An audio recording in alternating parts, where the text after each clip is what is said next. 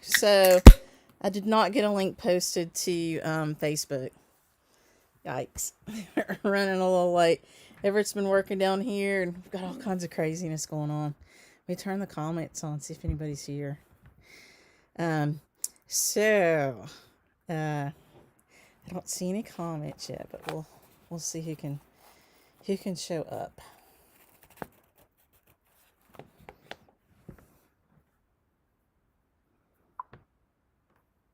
Hey Patty, how are you? Hey Kendra.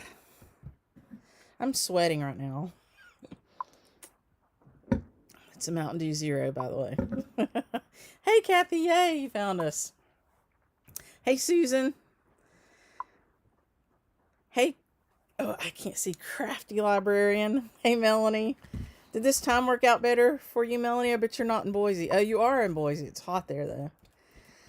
Oh, I'm glad you're doing good, Patty. Hey, Barbara. Whew. It's not even that hot here. I've just been running a little bit. Hey, Pat from Roanoke. Hey, Diane. And for those of you who try to get on and you're watching this later because I didn't put the link on Facebook, I apologize. Just running a little bit late today. Hey, from Iowa. Cool. Nice. Hey, Rose. Yeah, it's pretty here. It's supposed to be a little bit cooler tomorrow, which I'm looking forward to. And then we're going to have a heat wave like probably most everybody. Yeah, Melanie, 91. That's insane. It was probably in the low 80s today, which is average for us. Hey, Beth. Ooh. I have a lot of hair. It's kind of a fine texture, but I have a bunch of it. And if I get hot, it just holds it all in. Hey, Polly. Hey, Rhonda. So I hope you guys enjoyed last week with Susan. That was fun for me. Fun for me, and I think she had fun. Hey, Kathy. And our class was good. I think I might have my whip to show you. I didn't get it finished, but I made some progress. You know, my hair looks crazy. Hey, Lelena. So, both of my cats have been sick. Both Herschel and Marmal. Marmal's about 19 years old. Hey, Robin. Hey, Nancy. Hey, Amy.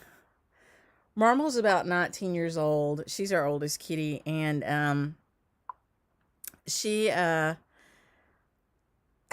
had this, like, chronic, like, asthma thing, kind of upper respiratory thing for probably 4 years. And so every year I take her to the vet and they try to fix her and she might get a little bit better, but not really. And so this year she's had like a bad cold, which is interesting when a cat has a cold. Their little air holes on their nose are tiny anyway. Hey, Vicky. And when they start to sneeze and stuff, and it's horrible. So Marmal has been really congested, like a human cold. You know, her nose is running. It's terrible. And so we try to wipe her nose, and she hates that. I make Everett do it because she's technically his cat. Hey, Kathy. And, well, and the reason I didn't take her to the vet earlier is because normally they don't seem to be able to fix it. And so I finally I took her to the vet. I felt so bad. I was like, okay, well, maybe they can do something for her. And, because they keep telling me it's allergies. And she can't stay on prednisone for very long. Hey, Deborah. Hey, Phyllis, because she's got a heart murmur. And because of her age. Hey, Nancy. And, so anyway, I took her and she was angry. She's tiny. She weighs 6 pounds wet. But she's vicious because she was an outdoor cat. And she could catch birds in the air. And she's a little tuxedo kitty. And she's got this scowl. Like she looks down like this. And her eyebrows like kind of hover over her eyes. And she's got these beautiful green eyes. And she just gives you this look like, if you go to sleep, I'm going to eat you. And, hey, Brenda. And, so she was very angry at the vet. And they gave her a shot in the behind, and she also had an ear infection, which is chronic for her. And they cleaned her ears really, really well, and they put some medicine down inside her ears. And that was on Monday. And on Wednesday, she was like a brand new cat. And so she's been running around acting like she runs the place. And that's kind of cool because she got better. So brought her home from the vet on Monday. On Tuesday, Herschel started to sneeze. And I was like, you've got to be kidding me. And he's a young cat. He's never been sick that I know of before. And his sneezes were different. He wasn't as congested as her. But he would go and sneeze. And this little spray would come out. But he just felt so bad. You could tell he just kind of laid around. Hey, Donna. Kind of laid around and wasn't really eating very much. You could tell he didn't feel good. And so I tried to get him into the vet. And they told me it was going to be 2.5 weeks. And I was like, what are you talking about? And they've got like 6 or 7 vets that work there. They're a big vet. I was like, what are you talking about? He's sick. And they said, well, we've got all these people moving back up from Florida and their dogs go to the dog park and, they've got to have shots, blah, blah, blah. I was like, but I come here year round and he's sick, So anyway, that did me no good. But I called early the next morning. Hey, Lori, at like 7:30, and I got him into the vet yesterday at 4:30. And so he saw a different vet. But hey, Barbara, this vet said that the medication that they gave to Marmal wasn't always that effective, and so he wanted us to give oral medicine to Herschel. Not only is it oral, but it's a liquid. Which I don't know if you've ever given a cat a pill, but try giving them a liquid. That's like hitting a moving target at 70 miles an hour. And I was like, okay. And then he goes on to tell me that I could get these saline drops that you use for little kids and put it in his nose. I was like, he's got tiny, tiny little nose holes. I don't know how that's going to work. And they're like, oh, you just drop it in there, 1 or 2 drops. And I was like, okay, if you say so. And so the vet gave him the liquid medication first. And, yeah, you do get a bath with those cats. The vet gave him the liquid medication. Marmal is down here. Oh, here comes Herschel. They're behind me. They're walking through. He's following her. He's making sure she goes out. And, the vet gave it to him first. I was like, wow, you made that look easy. He goes, yeah, it's a lot easier here than it is at home. He goes, I never do that well at home. So it was pretty entertaining. Anyway, we got it done. And Herschel acted like he felt a little better. But the story about Herschel, my newest cat, you might remember when I adopted him at the end of January, he had been in a foster care, a shelter for a year. He was born on Christmas Day, 2020. And this was January of 2022. And so he had been in a shelter for a year. And not only that, but he had gone to 7 different adoption events, and that's 2 weeks at a time. So for 14 weeks of his first year of life, he spent it in those little crates in like PetSmart, those adoption centers.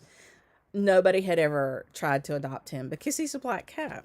And black dogs have the same problems.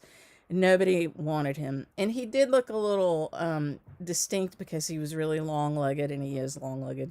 Really tall and lean and long-legged, great big ears, And so anyway, they wrote a little story up about him in January, and I saw it, and it just kind of broke my heart.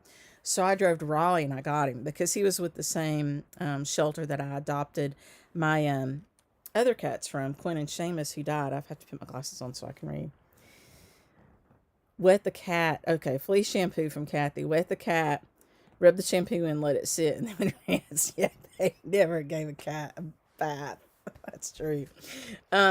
So when I brought Herschel home, he was so loving for the first time after I adopted him. And he just laid in our arms like a little baby on his back. And he would just look at you like he was in love with you. And he did that for like the first 3 or 4 weeks. And then he started acting like a normal cat. And he's acted like a normal cat ever since then. Meaning sometimes he would let you touch him and sometimes he would not. But, hey, Linda. So when I brought him home from the vet, well, first, when I got him in the carrier to take him to the vet yesterday, I put him in the car. Now, I've lost 2 cats in the last year that were really bonded to my heart, especially my little black cat, Quinn, that died. And I lost Sassy Jack 2 years ago, and I've heard a lot of noises from cats because all of those guys were sick when they died. Herschel made a noise that I've never heard before, and I actually wasn't sure it came from him. And hey, Sheila, and it actually physically made my heart hurt. It was the most, hey, Robbie, it was the most forlorn cry. It wasn't a meow. It wasn't like a regular meow. And it wasn't that noise that Siamese cats make where it sounds like a baby crying. It was something I've never heard before because Quinn was a little bit Siamese. So he made some screaming noises that you're like, whoa.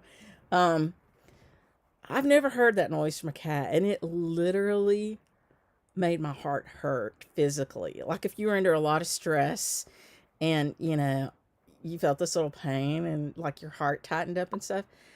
It was just gut wrenching. And no, it didn't sound like a human. It was just really strange. I just can't even imitate it. It was like it came from some part of him that I don't know. And it was just so unbelievably sad. And he doesn't really ever meow much. Oh, there he is. You're going to get to see him. He knows we're talking about him. He's got a little bit sticky today from medicine. We'll see if he walks by the screen. But, so we got to the vet. He only made that noise once and he made a few other little noises. And then we got him to the vet and got his stuff done and got him home and he got out and he acted fine. And then all night last night, he did not get more than about 2 feet away from me. And he laid in my arms last night like a little baby again. He got in bed with me and he just laid his head on my arms. And he usually doesn't get in bed with us right away. Like he might come in the middle of the night and get cuddled and stuff, or he'll sleep by my feet after I go to sleep and stuff, but he doesn't usually want to be right there when you're going to sleep. And he laid right there in my arms. It actually, my shoulders and stuff hurt today because of the way I was holding him. He laid right there in my arms all night. And the more I thought about it, the more I realized he thought he was getting given away, probably because he was a little sick and he felt bad. And, getting put in that carrier, it must have triggered, one of those other times where he got moved around because he stayed with all different people. Every time he got, to an event, they would send him home with somebody different because they didn't want anybody to get too attached to him because they knew they would have to give him up, which what that means is probably, although the people took really great care of him, they probably didn't bond with him like he's used to. And I think he thought that I was giving him away. And it just, when I realized that, it was even more heartbreaking. But the noise made sense to me. I think it triggered something in him where all those times where he, got shuffled back and forth for that year where he thought he was gone. And because that's what it sounded like. It sounded like just this primordial moan almost. It was just, it was awful.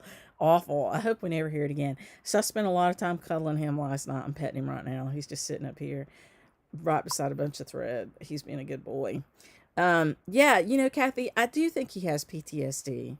I do. I mean, I know they took care of him, but, cats are pretty social people They're pretty social creatures. You can tell what I think of my cats. He's got something on his whisker. And he even dropped a whisker last night. It was laying on the bed, so I picked that up and saved it. But, and you might hear a little noise down here because Everett's working down here tonight too. Anyway, it was just heartbreaking, and I was just like, oh, and I talked to Everett about it. He said he thought maybe. He said at one point last night I closed the bedroom door, and I didn't realize Herschel wasn't in there. Actually, Everett closed it. And didn't realize that Herschel wasn't in there with me. And he said Herschel started running around like he was panicked. A lot of cats will scratch at the door. Seamus used to hurl his whole body against the door. He was a big cat. He was like 20 pounds. And he would just throw his whole body against the door. So we kind of are used to that. But he said Herschel just started kind of running around really fast. Like he didn't know what to do. Because Herschel's not one to meow or cry.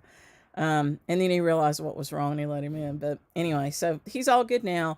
We had to burrito him to give him the medicine. I tried to do it on my own in the early part of the day. And it's this pink liquidy stuff. And that went really poorly. So I just have to say, Herschel still has some of it on his body. I cleaned it off me and off the counter. But poor Herschel, he still got some he can't quite reach. And I don't want to put him through getting a wet towel or anything. So anyway, I think the medicine is making him feel better. He has sneezed less today. It's still entertaining. And he's not as sick as Marmal was. And he's a lot younger than Marmal. that was really just, insightful to me. I mean, I know animals, love us and miss us, but holy cow, that was a horrible, horrible noise. Um, so this little one, we're glad he has a home. And Everett loves him just like I do. So if something were to ever happen to me, Everett would take good care of him. So that's a good thing. He's sitting there. Okay, yeah, I won't be wearing a white shirt. Don't worry. I don't remember what I had on, but whatever it was, it had to come off because it had antibiotic all over it. So when we did it tonight, I had to get Everett to hold him while I gave it to him, and the vet had warned me that sometimes they foam at the mouth a little bit after you give them something, and it's some kind of spontaneous reaction if they don't like the flavor. And he didn't do that yesterday at the vet, so I didn't think about it. And Everett's holding him, and I get the medicine in him, and then all of a sudden he starts foaming at the mouth, and like it just kind of looks like a lot of drool, like drool was coming out, and some of the medicine left over was coming out, and Everett kind of panicked, and he was like, he's spitting on me, he's foaming at the mouth. Yeah, it is pink and it's bubblegum flavor, and it smells like it. Well, I didn't taste it, but honestly, it did get in my face a little bit, so I did taste it a little bit, but it smells like bubblegum, and I do think, I have to read this. You had a 6-pound cat spray a small dose of that stuff all over a guest bathroom with white walls and cream carpet, and it does not come out. That's awful. Well, I did have him up on the kitchen counter, so it was tile. And I did have to clean that tile afterwards.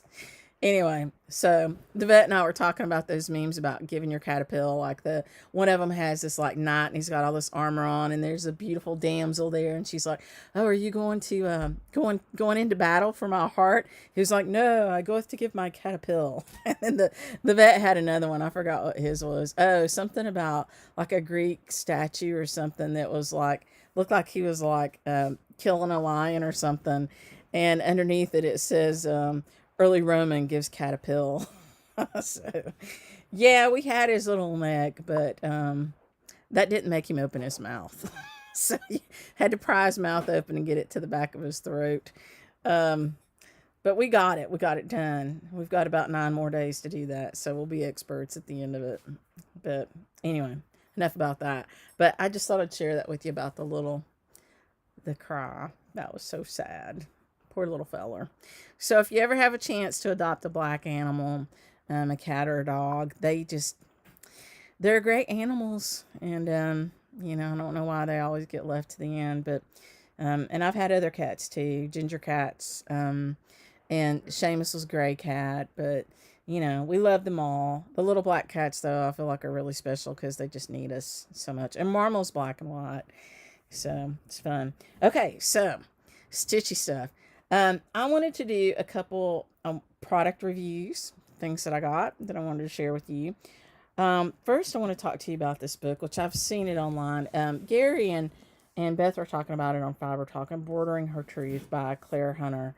I bought this one from the publisher in the UK, and then they sent it to me, or the distributor in the UK. I bought it when it first came out, and they mailed it over to me for next to nothing, if anything. I mean, I think I just paid the normal price of it. You can get it here in the U.S. now, too. I think somebody said Search Press or something. I don't remember where you can get it. But Allie was here. I gave it to her to read first. That's why it's a little bit ruffled. And she loved it. And she was back last weekend, and she brought it to me. And I really love books that get passed around. Especially a book like this. So this is about Mary, Queen of Scots, and her embroidery. And I've been really, really privileged to spend some time in the UK, and I got to go to Bess of Hardwick's home and see where they imprisoned, I don't know if they imprisoned her there. It was one of Bess of Hardwick's homes. I think they might have. It might have been there. I don't know, but I got to see a lot of the embroidery, both there and other places in the UK. And anyway, this is one of the first books that I've read hard copy in a long time. I used to read a lot. I used to read like 50 or 60 books a year. And then I did my MBA, my master's in business, and I was working a full-time job already. So I was doing it. It was an executive program, and I was doing it at night after my job.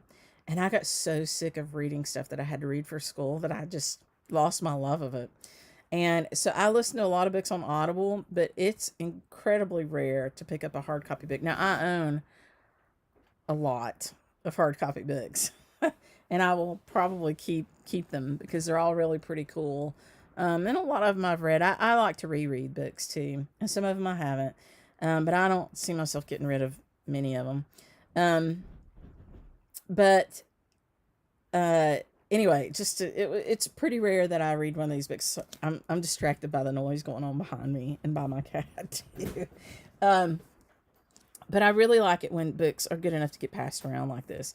And so, if you have a chance to read this book, what I was going to tell you about it is this is one of the few books that I recall that I've ever read all of the extra stuff before I read the book.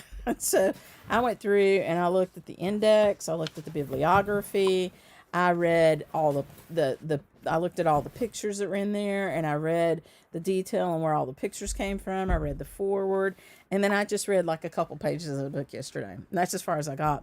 But I got so much information out of all of the extra stuff in this book that it was really incredible, because I do love information about Mary Queen of Scots because she was an embroideress.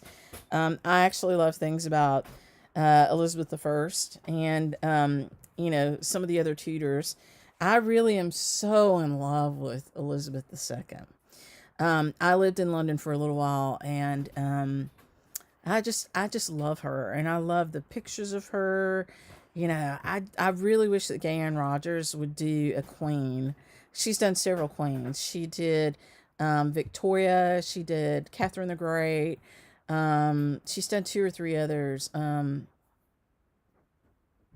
don't remember the other two that she did, but I really, really, really wish she would do Queen Elizabeth as a young queen, or maybe two, and the same thing as a young queen and a current queen. She's just such a magical presence to me. And I know the royals have their trouble, and I don't want to, have a monarchy here or anything, but she's just such a symbol of composure to me, I guess, is what I would say. A symbol of composure. She's been through a lot in her lifetime and managed to keep it all together, and that's impressive. Eleanor was another one. Yeah. So, hey, Joanne. So, anyway, I really enjoyed all the extra information in this book besides just, the story. So, I'm just now getting into the story. I did listen to on Audible the first book that Claire Hunter wrote, which was, Beth, you might have to help me with that. Threads of History or something like that, and it kind of walked through embroidery through time and kind of what it meant to people and stuff. I think that's the name of it. Queen Elizabeth was the other one, Robbie. Thank you. Oh, okay. So Fiber Talk says you can get it from the book depository. Thank you, Gary, for that. Or Margot, whoever's on from Fiber Talk. Threads of Life. That's it, Susan. So that was really good to listen to too. I listened to that on Audible. Hey, Vicky. So anyway, that's a great book. And if you want to go back and listen to the interviews that Fiber Talk has done with the author, Claire, those are really fantastic too. So, I would, strongly encourage you to do that. And, if you get a hard copy, it's always great to loan it around some, let it get some love from your embroidery friends. On that note, so on the picture that I posted tonight for the, on Facebook to let you know that we were doing this, it's a picture of a band sampler, round robin, that I did with some friends from the Willow Tree Sampler Guild in 2019 and 2020. And we broke out into small groups of like 6 people. And you started out the band sampler, you stitched a band on there, and you started it. And then it went in a rotation to the 5 other people in your group. Each person stitched a little band. There was a schedule that had to be kept, and then it came back to you at the end. And so that's what that was. So those little bands on there, people have asked me, oh, are you going to chart it? Are you going to chart it? Well, people either made them up or they came from charts that were around. Now, I happen to have some books that have a lot of borders and stuff in them, and I bet a lot of you have a lot of charts that have borders and stuff on them. I'm just guessing. So, and if you don't, I know where you can find some. But I'm sort of tossing around the idea of maybe getting some small groups together for next year and doing that. It would be a commitment, and you would have to sign up, and you would have to sign off on a little contract with me that says, yes, you commit to, either stitching your band and sending it to the next person, or you will send it back to me when I ask for it. Because worst case scenario is that these things don't make it back to their owners, and that's gutting. Nobody wants that to happen. So if you're interested in doing that, send me a little email. You can send it to sassyjackstitcher@gmail.com, or comment on the video and let me know that you might be interested in that. It would be small group. Probably keep it down to like 6 or so. And you could pull whatever you want to. I would suggest that you do it in a band format. And your bands can be hem stitched, or you can use a piece of banding. I know where you can get some banding, but you can get them from other shops too, or you could hem stitch it, or non-stitch the edge. You would want to do that before you sent it out. And then we'll put people in little groups, and once you've signed your little contract, I'll assign the groups, and then I'll monitor it really closely, and we'll pass it around. And we would do that over the course of next year. So the way we did it in the Willow Tree Sampler Guild is you got 2 months. Each person had 2 months. So if we end up doing it, if we have enough people that are interested in it, and you sign your little contract with me, and I need your mailing address and your phone number, then we can start that off in January. And you have the first 2 months to get whatever you want done to it. So you need to stitch your first band and do your edging work if you want to do that. And then we have a certain order. You'll send it to the next person, and it just follows through like that. And then as it goes through its people, then it comes back to you. So if you want to do that, let me know. But think about it very seriously, because it is a commitment. You cannot keep it.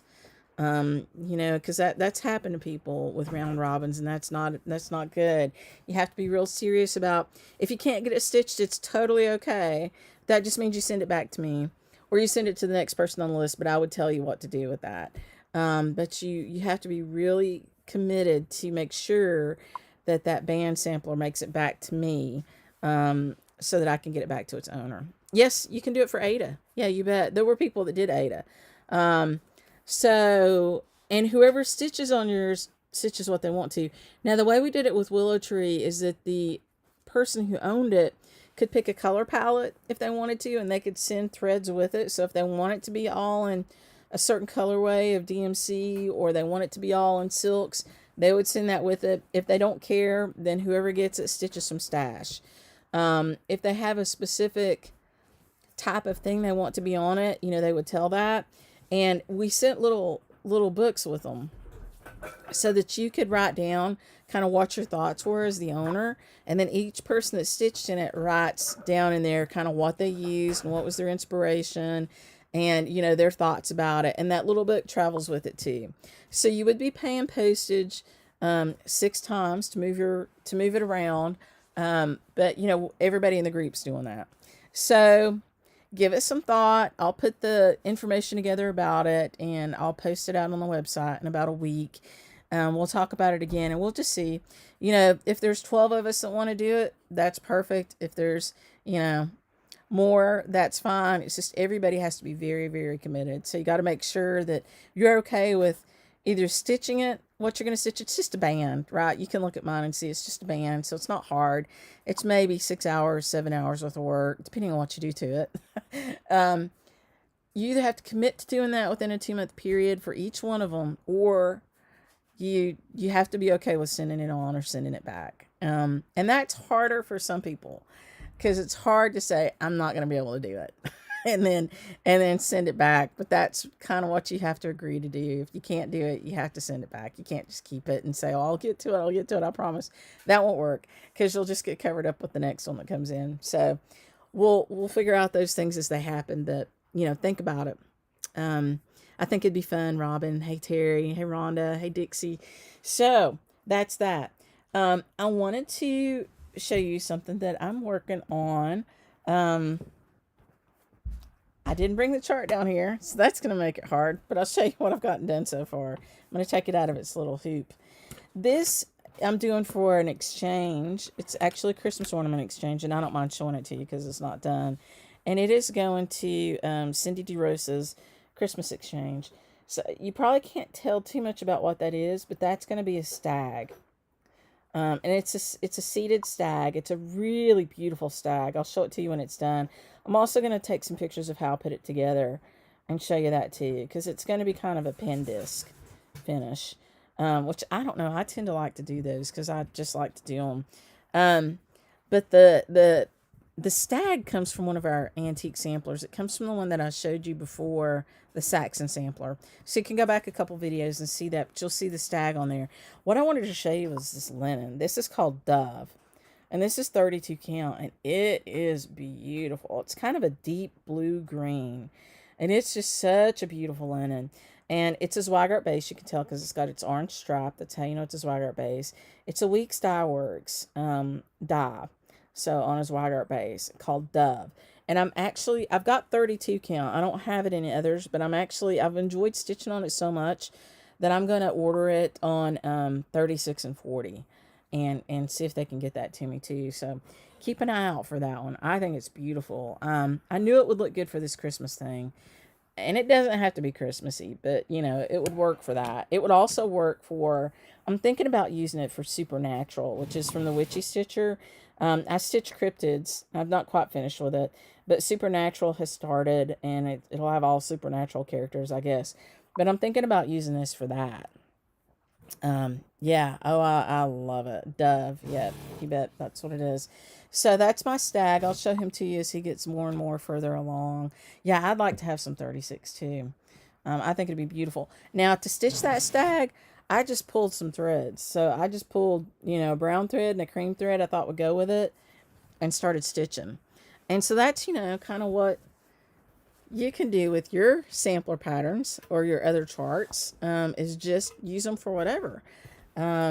So it's a good time to probably remind you that we actually do a smalls exchange every year. And so we'll be doing it again this year. This will be our 6th year.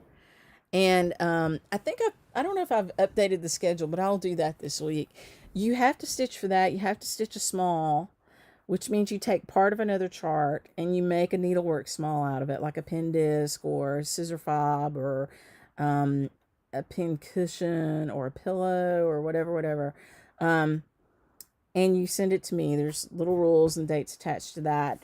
And all you send with that is shipping, so like $10 shipping. And I send you one back from another stitcher. And we do that for Valentine's Day. You just have to send it in to me by the end of January. So if you're hanging out this summer and you're like, wow, I've got so much time and I don't know what to stitch, you can do that. It just has to be Summer House Stitch Works, Plum Street Samplers, or Jeanette Douglas Designs. Because within their charts, they have so many different little motifs that you can make into a small like that. That it's great. And it doesn't have to be Valentine's Day related or Christmas. It can be any topic, anything. So think about doing that. And, you know, I think that'd be a lot of fun. Oh, Mr. Herschel is stretching. So I want to show you, I want to do a little product review with you. This is not going to be popular. I'm just going to tell you in advance. This is not popular.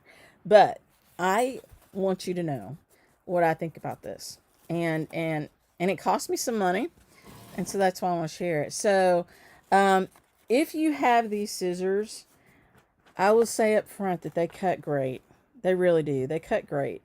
If you don't have these scissors because you weren't able to get them, then, you know, it's a great time for you to kind of check this out. And I don't begrudge anybody that wants these scissors.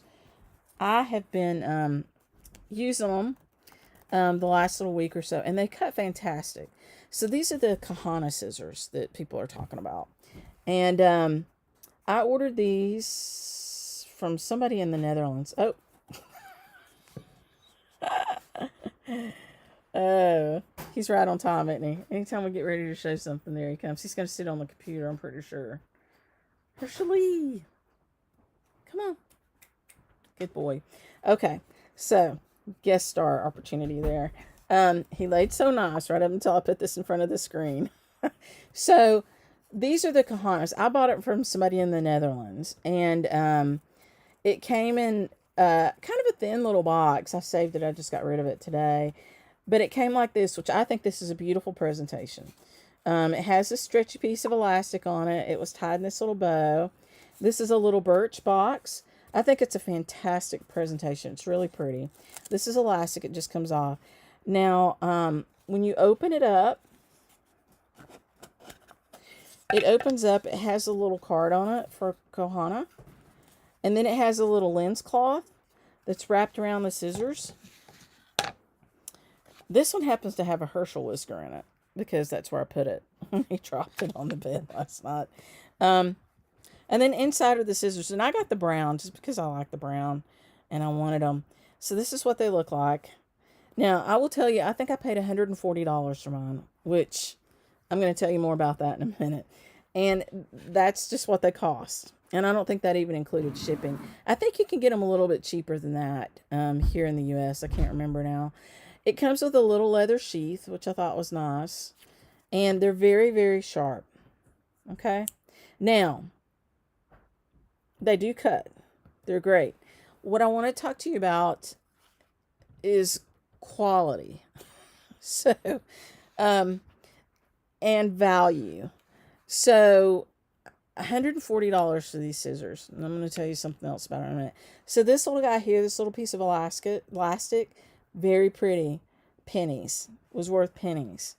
This little box, while it's very pretty and it has a little gold stamp on it, is a really, really thin birch. It would break really easily.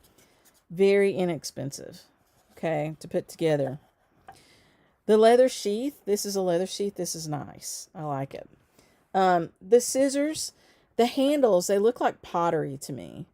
And the blade is like it doesn't say what it is. It's a really lightweight blade. I want to say, I'm not sure what that blade is. It's a really, really lightweight blade. It's not like a pair of scissors like a Ginger or a Premax. They're very, very lightweight. This is not pottery. This is plastic. And it's a really nicely painted plastic. So this gold around the edges here, it's beautiful. And this little tassel is very pretty. But this is plastic. And that's what makes these so light. And this metal is really light. So these are out of Japan. They cut great. I think the leather sheath is nice. I think the presentation is nice. I think these scissors are worth about $25. And again, I don't mean to hurt anybody's feeling if you have them, because you probably love them. I mean, I'm messing my hair up. I'm sorry. I don't know why I did that. You probably love them. I like mine. I just wish I hadn't paid $140 for them. I think they're worth about $25. Made in Japan. If you've ever been to Asia, or if you're familiar with some of the things that come out of Asia, they are really, really good at plastics and painting of plastics and stuff like that. And this is a great job of it. I think it's beautiful. And I think this paint job will hold up. But it's definitely not pottery. This pair of scissors feels to me just like Kai scissors. Kai.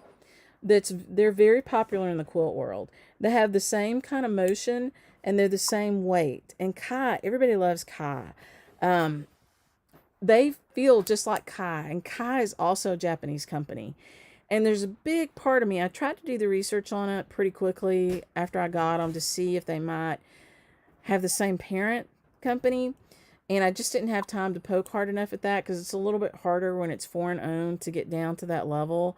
But I am very suspicious that Kai is the everyday branding for these scissors, and Kohana is the higher end branding, because they just feel so similar. They feel so similar. And Kai cuts really well. These cut really well. They are very narrow. They get down close to the thread. They got so close to the thread that I was afraid I was going to cut my thread today, because my linen, because I was having a frog. But they did a great job. So I just wanted to share it with you. I mean, it looks like some of you guys are saying the same thing, that you agree about them. I mean, I think you could get them in the U.S. for maybe between $80 and $100 or something like that. You do you. And if you want them, buy them. But just understand what you're getting, right? You're not getting a really high quality pair of scissors. You're getting some branding, which I think is fine if that's what you want, as long as you know about it. And I will not be carrying these in the shop, because and that's why I bought them. I wanted to know if I was going to carry these in the shop. There's so many other better scissors that you can spend your money on. This to me is like fashion scissors. You know, it's like buying a pair of, which I did this recently, a pair of tennis shoes that are just fashionable. They're not really comfortable. They're probably not going to last very long. I'm not going to wear them anywhere much because they're going to fall apart. But, and I'm not saying these are, I think these are pretty decent quality. They're just not the quality of a really good pair of scissors. Now, the next question you might ask me is, what's a really good pair of scissors? Well, Dovos, Robin. Yeah, I love Dovos. Um, but they're not made anymore. And so you can't really get Dovos. You can. I'll tell you how to get Dovos. Go to your local shops and just walk in there and look for them. I have found 3 pair of Dovos at the shop in Hendersonville, and I've bought all 3 pair. So I've been in there twice over the last, I don't know, 8 weeks. And both times they had Dovos in there. And I was like, okay, and so I bought the Dovos and I brought them home and they weren't overpriced or anything. I would go to little shops that don't have websites because the website shops are not going to have your Dovos. See if you can phone call them and say, hey, do you guys have any Dovos? And maybe get them to text you a picture or describe them to you. That's how you'll find Dovos right now because I know that shops have them. The most recent pair I bought was like 3 weeks ago. So they're out there. We had a pair. I didn't even know we had them. We had a pair of Dovos, Sassy Jacks, left. And I took them to an event in, this is May. I don't remember when it was. I don't know. I can't remember when the event was. I feel like it might have been late last year. Because it was at Susan's event, Susan Greening Davis, but it wasn't the one we just had. I feel like it was one late last year. Anyway, one of the students found them. I didn't unpack the stuff, so I didn't see it. I had a helper, and she wasn't thinking about the Dovos at the time. She just unpacked what I sent, and even if she had been, she would have thought, well, Kim sent them. I'm unpacking them. And so somebody else came running up there like, oh my gosh, you had these Dovos. I was like, what? So, there you go. And they weren't on the website. So, if you're interested in Dovos, call some small shops. Call the shop in Johnson City, Tennessee. I always struggle to remember the name. I remember the owner's name. Her name is Sandra Jablonski. But call that shop. I think it's Cross Stitch and Crafts in Johnson City, Tennessee. And see if she has any Dovos. Call around to your other shops, ones that don't have websites, and see if they've got Dovos. Now, if you can't find a Dovo, what pair of scissors do I like best after that? Premax. They're fantastic. And the ring lock Premax are the ones I like. And so they have this little ring in them, and I should have brought some down here, but I didn't. Maybe next week. They're an Italian brand of scissors, and they are fabulous. Their mechanism for opening and closing is just wonderful. And I have never picked up a pair of Premax that I did not love. I love them for their utility. They just cut so nicely. And they range in price from $25 for like a regular pair up to about $50 if you get a fancier pair, like a titanium pair or something. But Premax is just fantastic. I would strongly recommend them. Now, I also have some of those really fancy Monsieur Roulette scissors. They're beautiful, but they're a work of art. You know what I mean? And so they're in a whole nother arena. And would I say that you should save up your money and buy those scissors? Not if you plan on using them. This is the Monsieur Roulette out of France. Not if you plan on using them. Because I don't think they'll stand up to it. But I do have a pair, and I photograph with them. And I use them a little bit now and then. They're not some I'm going to shove in my little kit and carry around. Do they make my heart glad? Yeah, I love them. Now, that's a pair of scissors I paid way too much for. Maybe, maybe not, because they're creative. They're an artistic thing. But I'm okay with that. I love those scissors, so that's kind of up to you. But just don't expect to use those Monsieur Roulets every day, because I don't think they'll take it. Premax, Premax. Premax. Curved. Yeah, Sheila. They're great curved. So when you have a pair of curved scissors, you can get down right next to the thread. So Premax, they're just fantastic. And I don't know if we've got them on our website right now. I know I just ordered some, and I did just get a shipment in, so maybe they're in the box. I'll check, and if they are, I'll get them online tomorrow. Because I'm trying to restock and get ready, because we should be moving soon. and get us restocked and get ready to move. So take a look in a day or so and see if you see the Premax out there, or get them somewhere else. I mean, they're beautiful scissors. You'll love them if you're looking for scissors. I've got some gingers, some of the enameled gingers. I love those. They're nice scissors. They're not the best scissors I've ever owned. They're sharp and they cut, but their blades are thick. So if you're wanting to cut really close, or you're trying to get underneath thread and do some hard hanger, the gingers aren't really the pair for you. But the Premax will work for that. You know, the long blade Dovos, if you can get them. And we'll keep looking for scissors that have long blades on them, because those are the ones that are good for hard hanger and stuff. But so anyway, that's my spiel. I wanted to share. I know some of you are going to hate me because you bought the scissors. I bought the scissors. I don't hate me. I needed to know, you know, and I like the scissors. I mean, I'll put them in my kit and carry them around. I just not going to carry them in the shop. I wouldn't feel good about it. I'd feel like I was taking your money for, you know, not something that you should be spending that much money on. So, but there's lots of shops that sell them. So if you need them, I know the Attic has them.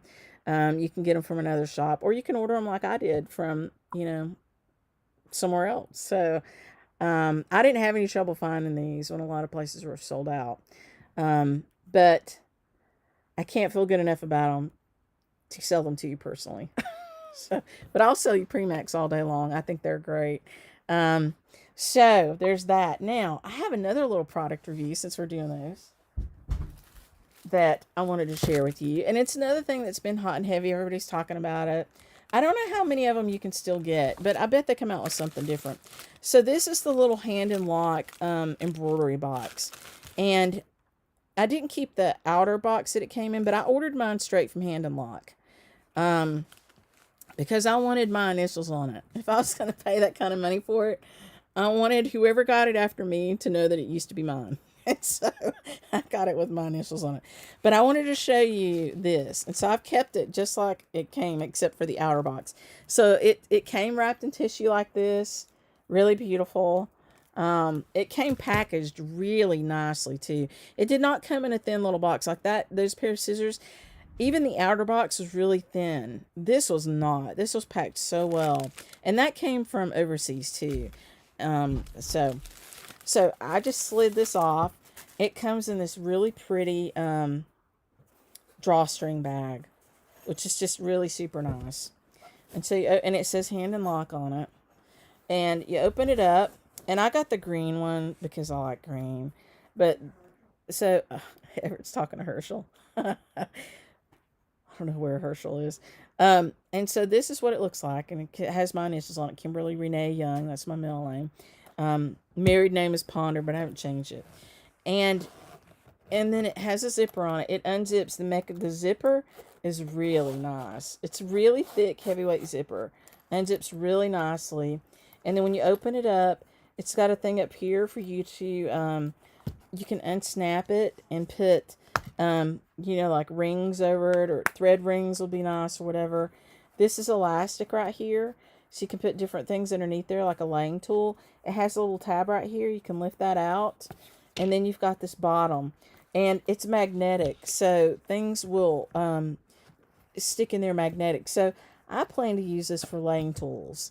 And things like that. Probably I'm going to say this wrong. So maybe if Deb's on here, or I think Beth says it right, Takabari. It's a Japanese laying tool. It's called the best laying tool, and it is the best laying tool. It's metal. So I'm going to use mine for that. This was worth what I paid for it. It's a really nice quality. Now, when I bought this from Hand and Lock, I think this might have been the only style that they had left. The other one was bigger, and honestly, I like this little one better for me, for what I wanted. But this was another thing that everybody was just talking about. It was all a buzz, and I just needed to know. And this is something that, you know, as a shop we could order and carry and sell to you. And if they come out with other things, we might. This is just really, really nice.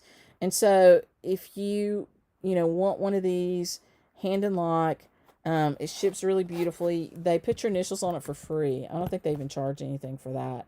And if they're out of this, you know, keep an eye out. I'll let you know if they come out with more stuff. I bet they'll do some other stuff. Just really, really nicely done. So I gave you a review that was not 5 stars. I wanted to give you one that was definitely 5 stars right behind it, and this one is. And I ordered those things at about the same time. And actually, they might have came like on the same day to me. And I've had them for about a month, both of them. So, and I saw a friend of mine, Debbie, had one of hers. Hers was just like this, and she had it in class a couple weeks ago, and she was using it and loved it. So this, I think, is really nice, worth the money. I don't think it was cheap. I want to say it might have been $170 or something like that, which is kind of overpriced or something like this. But this is a lifetime thing. This will get passed down for a generation at least. I think this will be around a long time, and it could go 3 generations, something of this quality. So if you need it, I don't think that's a bad investment. And I wanted to share that with you. I thought that was kind of cool. Okay, so let me show you some whips. Okay, so the last workshop that we've had, like 3 workshops here in the last few weeks. So this was the workshop from Susan, and I wanted to show you what I got done. I did not get it done, but I got some of it done. And this is how far I got with it. So you can see the colors on it are just really pretty. And I'm now starting to do the other side of it that will, this was the instruction booklet for it. You can see the colors. The picture just doesn't do it justice.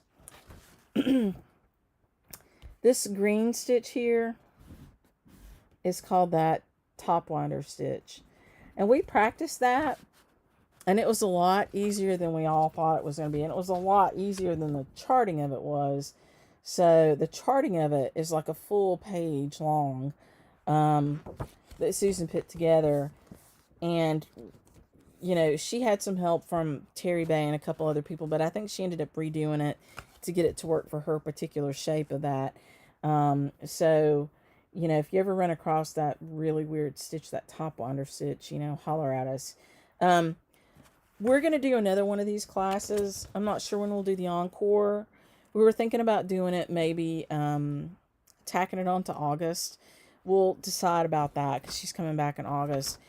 And once we get through, the problem is these little fold-ups, we only have so many of those. And so once we, and Allie made this button. I don't know if I have my button in here to show you.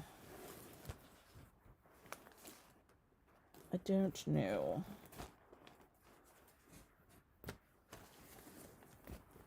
Stuff everywhere. Bah.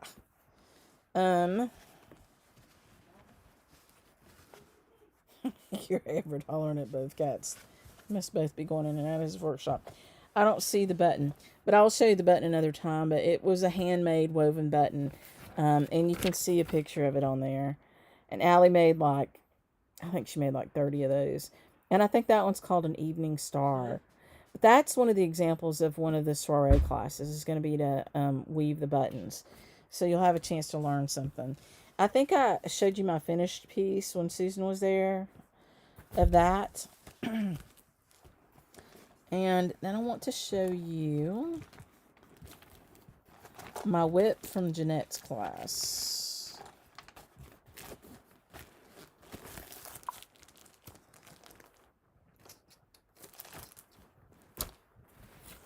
Which is here wadded up. Don't tell anybody. I just got the border done. I'm going to have to iron this. I'm bad to wad things up. But you can see this was a small sampler. And so she'll be doing the partner to this one. This is called Needle Be True. She'll be doing the partner to this one in 2024. So 2 years. And she'll come back and do the partner. About the same time of the year in May. So this is beautiful. And it's going to be beautiful stitched. And some people have already got it like pretty far along. What? Hey, Inez. Hey, are we going to do online classes? Yeah, we are. That's what I was going to say. I was trying to get Susan, once we get the second encore of the in-person class, then we're going to take that one online. And so working with her on that. And all of the soiree classes are online. I wanted to show you this linen. So this is Old Stationery by Seraphim. And this is what Jeanette's class was on. And this is just the most beautiful linen. So we'll order this in and have this. I think this is just gorgeous. And the threads and stuff just look beautiful, beautiful on here. So I'm just thrilled with that. And I apologize that I don't treat my whips any better than that, but they do tend to just get... I try to fold them up, but that one got shoved in there. So, yes, the Best Laying Tool. It's really great. And I'll tell you a little secret about the Best Laying Tool. I had my husband drill a teeny tiny little hole in it so that I could put a little, kind of a little cord through it and hang it. So a little ribbon. I think I put a little ribbon through mine. Buddy. Hey, baby. So if you have a Best Laying Tool and you have access to somebody with a very small bit who's willing to drill a hole in it for you, that's awesome, because then you can hang it from, you know, your stand or whatever. So that's just a tip for that. And I just want to... I've been carrying this everywhere, and everybody has been loving on it. So thank you to my friend who made that for me and gave it to me. I think that's the whips from class. So maybe I'll have more to show you on this one. I didn't bring down The Sun Always Shines, but I've been working on that, and I'm probably 2/3 of the way done on that. And that is our exclusive chart that was made for us by Lindy Stitches. And we've got those available kitted in linen and Aida. And it's called The Sun Always Shines. And I know I've showed it to you before. But it's turning out really pretty. And I'll tell you what I'm doing with mine, because she gave another alphabet. And I don't know if you guys remembered that. I know Lilina did, because she put her initials on it. But you actually don't have to put SJ on the weather vane. You can put whatever initials you want to. And so for us, I'm going to put YW for Yonder Ways, which is the other name of our YouTube station. And it's also what we plan to call our educational building when it's done, is Yonder Ways, because it's a play on word of ways, like old English ways, and young and ponder for yonder. So that's kind of our plan for that. So my weather vane will have a Y and a W on it for Yonder Ways. And I'm doing mine on Aida, and it's beautiful. And I've really enjoyed it. So I wanted to show you about that. And I wanted to show you, I have a couple of other unboxings I can do. So if you watched Fiber Talk, you saw Stitch Stories embroidery. Well, you heard them at least. I don't know if they did like a video thing, but you heard them. But they had kits, and so after I listened to the Fiber Talk, I went out and ordered one of their embroidery kits. And so it came with this, and it came with, I think I ordered this separately. This is a little sewing kit. And so I wanted to, I don't have these for sale. She sells them herself online. I think she might do some wholesale. But if you like doing embroidery, I thought this would be a neat thing to look at. And there's other companies that do these kits, like Cozy Blue is actually from Asheville. And so we do usually carry Cozy Blue. But she's got it pre-printed on this cloth. And she gives you a stitch guide on the back, so you can see how to do the stitches. And then you just put it in your round hoop. And then you can also use that hoop for framing. So Cozy Blue we do carry. I don't know if Stitch Stories does much wholesale selling, but I wanted to show you what it looked like. And this was the little box that this came in. The sewing kit came in. And so inside of here is a needle minder, and I think I got to choose which needle minder, and I got the little cool camper. Oh, Beth, did you get that one? We can definitely do them together. Oh, you guys did your unboxing. That's right. I haven't watched your video. It popped up. I have to go watch your video. A little pair of stork scissors, which I thought was really neat. Some needle threaders, which is good for people, and a little set of needles. Now, these aren't my favorite needles, and you probably heard a lot of people say that, but I don't have, in my personal stuff, I don't know that I have all these embroidery needles, so it's a good starter kit. So you've got that, and I like this little metal box. I think it's great to keep your little stuff in. So I'm pretty happy with this and with the value of it. So it's very pretty. I will stitch it. You notice I got a little cabin in mountains because it reminded me of home. So I love it. So we can stitch that. Maybe we'll stitch it with Beth and Gary. But yeah, I think this was great. And so if you were thinking about Stitch Stories and you haven't done it yet, I thought it was fantastically put together. So I'm excited about it. So that was another thing. And I'm making a mess down here. That's what I do. Yeah, go take a look at Fiber Talk, because they did do a video where they unboxed, and I bet they did a better job than I did. So you can see, and you can see which ones they ordered, and then you can tell the difference. So this is a kit that I got from Susan. I ordered this online, and it's a Halloween thing, and it's super cute. I'll show you what it looks like. This you have to get from her, but her email address is sgreeningd@aol.com. But this is what it looks like. Oh, yeah.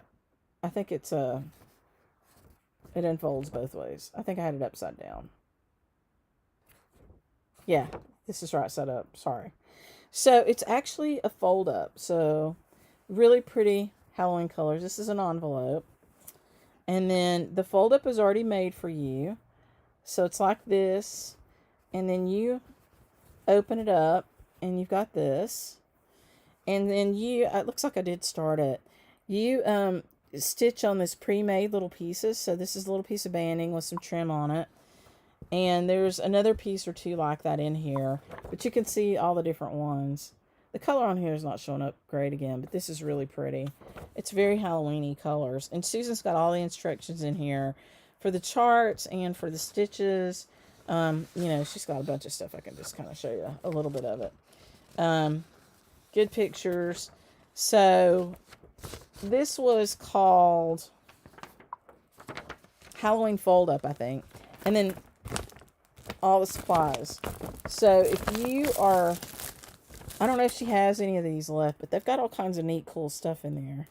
Looks like a little buckle and stuff for it. Here's the other little pieces of banding. Lots of different little threads in there and wool pieces. And then it's got this cute little needle minder, little witch's legs, a little pair of scissors. So if you're a Halloween person like me, send her email, sgreeningd@aol.com, and see if she's got any left. Because it was pretty neat. I thought that was a lot of fun, and I'll try to get mine done by Halloween. Surely by Halloween I can get it done. It might take me to Halloween to get all my stuff resorted down here, but I've kind of thrown all out at one time. What else do I have behind me in my special stuff? So, my friend Barbara of Queenstown Samplers sent me a little gift from Buckingham Palace. So she is the designer for Queenstown Samplers, Queenstown Sampler Designs. And she sent me a beautiful little gift that I think maybe I was supposed to wear during the Fiber Talk thing, but I thought it, I don't know, I thought it might be kind of, it's hard to crown yourself queen, but sometimes you just kind of have to do it. And so I put that on wrong. That's probably a good thing I didn't do it. So I'll roll back so you can see it. So it's a beautiful crown. So there, Jennifer, you've got your tiara. I have a crown. And mine came from me from Queenstown. It's hard to adjust it too when you're seeing like the mirror image thing. So thank you, Barbara, for that. I love it. So Barbara is a good friend. I love her. She's fantastic. And she also sent me this beautiful darning sampler, which is just stunning. So I thought I would share that with you. It's just done on a piece of cloth.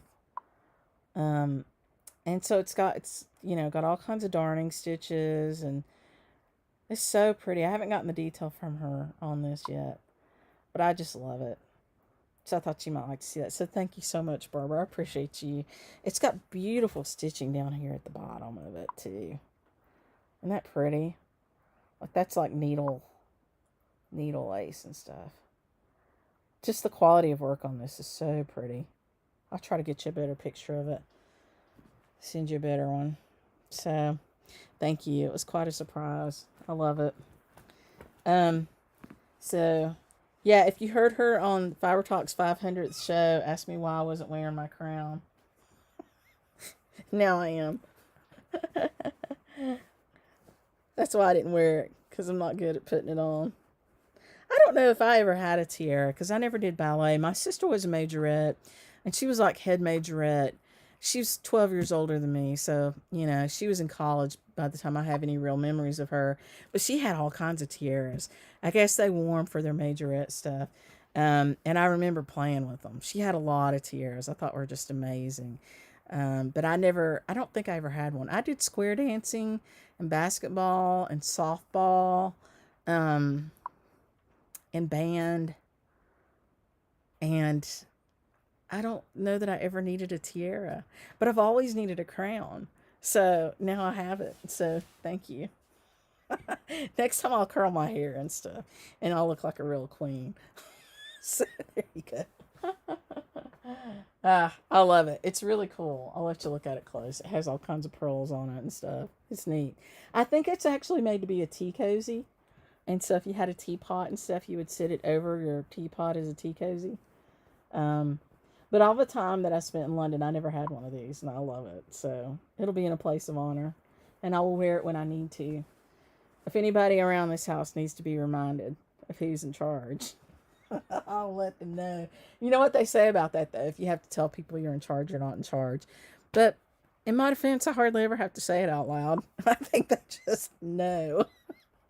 I can't read your comments without my glasses. Yeah, the darning sampler is beautiful, right? Really, really super pretty. So I'll talk to Barbara about that and get some history. I haven't had a chance to do that yet because right after the Fiber Talk thing, we went into classes again. We had classes on both sides of that. We've got another one coming up and another one 2 weeks after that. It's like every 2 or 3 weeks.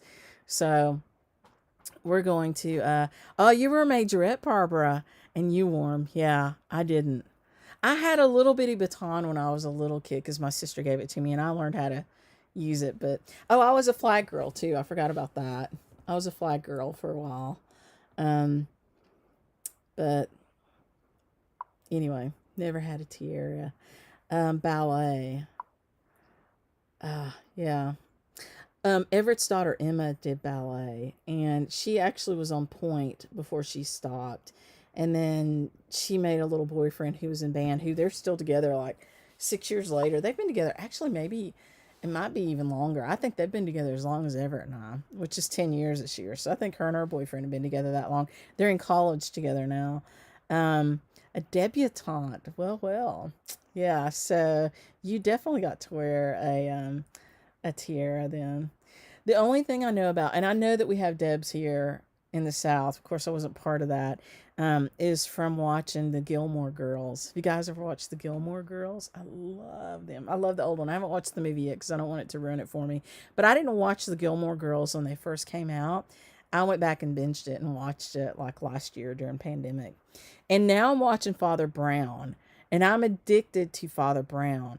And Allie got me watching Father Brown. I love Father Brown. So if you haven't watched that, it's on Prime right now. But I think it's actually on the Brit channel, like the Acorn or something like that. And I didn't realize it. I kept thinking, Father Brown looks familiar. He looks familiar. And Everett said the same thing. And it finally dawned on me, or I looked it up and figured it out who he was. But he is Ron Weasley's dad. He's Mr. Weasley from Harry Potter. That's who's playing him. And it has some really great actors and actresses in it. It's fantastic. It's a feel good show. I love it. I really, really do. But what was weird for me, and still weird for me, it's kind of placed in the late 1940s, early 1950s. And if you like textiles, they are just bang on with it. And so everything in Father Brown is like, as far as I can tell, from everything I know about that time period, just spot on. You know, like I really thought that it was an old series from, like maybe the 1960s, so that they didn't have that far to look back to figure out what was right for clothing and, textiles in the rooms and stuff. Even the hairstyles, and that's the thing that usually gives away um, shows and when they were made, is that they do the hairstyles modern. But the hairstyles in Father Brown are hairstyles that are appropriate for the period. I hope it's not terribly expensive, because I hope they keep doing it. And I'm only on season 5 now, and I've been watching it for like 2 weeks straight. Um, but it's really fantastic for how well made it is. In terms, the story is great. It's a feel good story, and it's funny. Felicia is always screaming in it, and now they've got a different person in there, Bunty. And I love it. But I really am drawn to watching what they do with, like, what's on the walls, what are the textiles on the furniture, what are they wearing, how are their clothes made, what are they made out of, like all that stuff just looks like it's just bang on. And anyway, I just think it's a great series, so I'm glad you guys are liking it too. Sister Boniface, okay, well, I'll have to watch that one too. um you were in Job's Daughters, and you had a scare from your crown. What happened, Melanie, with your crown? What happened?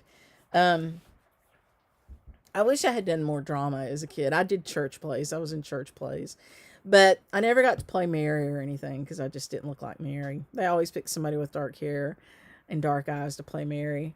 I would be more of a Peter Iscariot. I mean, not Peter Iscariot, Judas. Don't tell anybody I made that mistake. Judas Iscariot. They always make the bad people redheads, and I don't know why. Every movie, every show, every person that's naughty or bad is a redhead. And I just don't think that's fair. I think we get a bad rap with that. I don't understand it. I mean, you know, we can be naughty, but so can everybody else. But if you've never noticed that, pay attention to that. I bet you 75% of the time, people that they cast in, roles where somebody's like evil or naughty or, whatever, it's almost always a redhead. I just, I don't know. My husband just laughs and said, "Yep, I think they got it right." So just laugh. Ew, 9:13. I've yammered on for a while. I feel like there was some other stuff I wanted to tell you tonight. I had a list made. Um, but I guess I can tell you what I think I'm going to be doing this week. I'm going to finish up The Sun Always Shines, and I will show it to you. I'm excited about that one. And I do like that I'm stitching it on Ada, because it's just so pretty. And the Ada that's available these days is just beautiful. Um, I will probably finish that. I might start the border for my supernatural thing with the witchy stitcher. Um, I usually work on my cryptids thing during the week, because it's pretty straightforward. It's like little stick figures. It's easy. I don't have to think much about it. I haven't lately because I've been stitching Sun Always Shines. Oh, I know what I wanted to tell you. And I didn't bring it over. I'm going to get it because it's important. Hold on, hold on.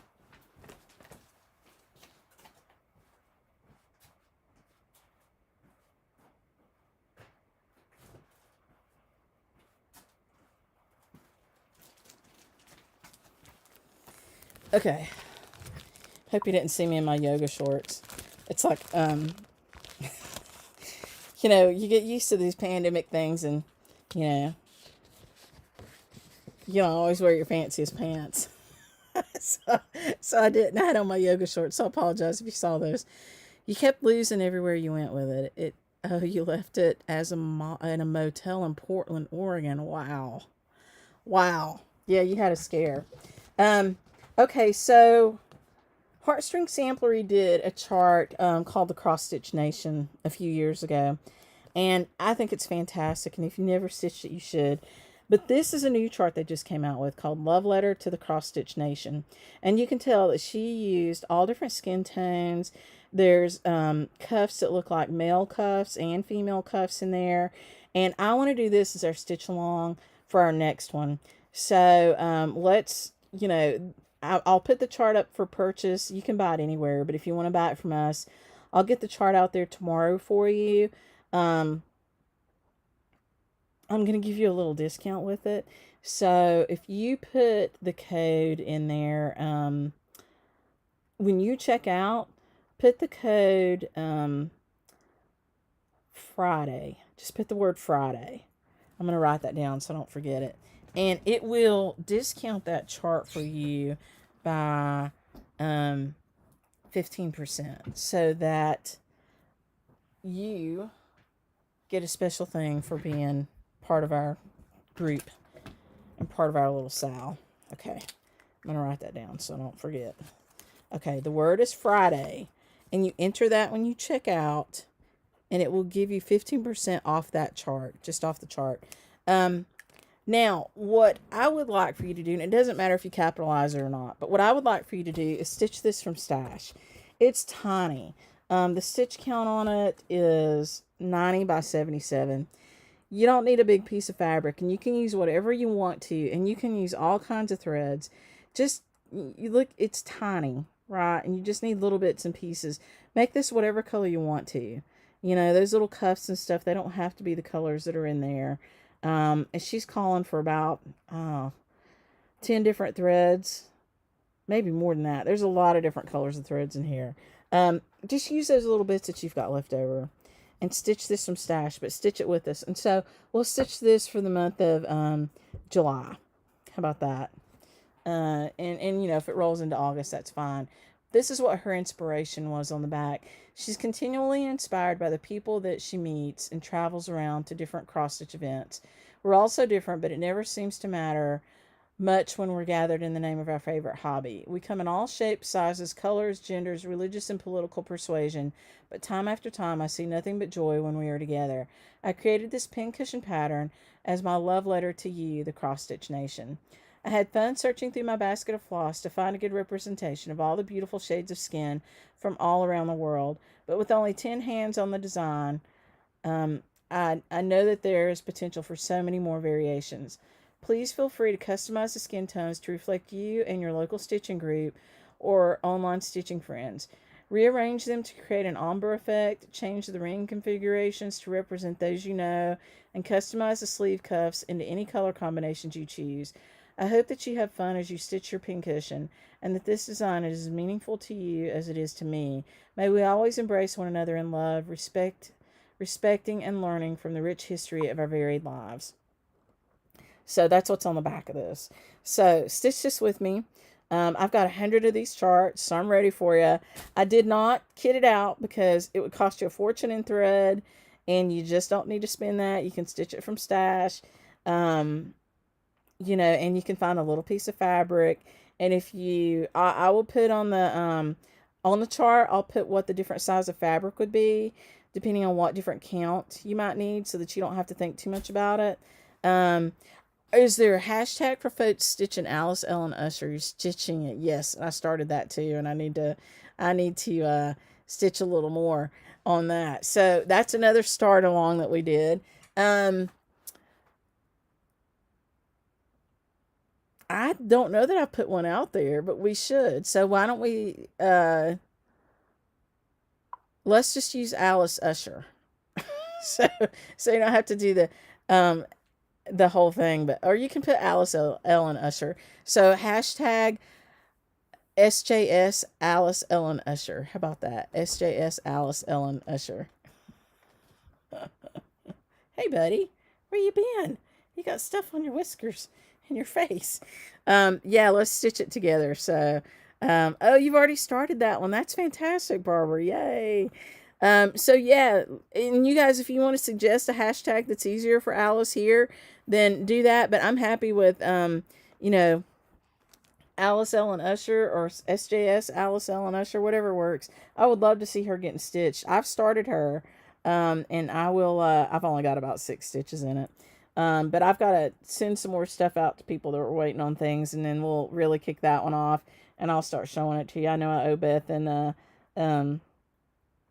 Deb something on that, and maybe Gary if he's going to start it with us too. Say hey Herschel, say hey Herschel Lee. Hershey. Do you remember he's got sticky stuff on him from the Nutty Professor where the kid is at supper and I forget what his name is, but she starts clapping whatever his name was. That and it always makes me think of that. Hershey. So you're doing it in green. Good.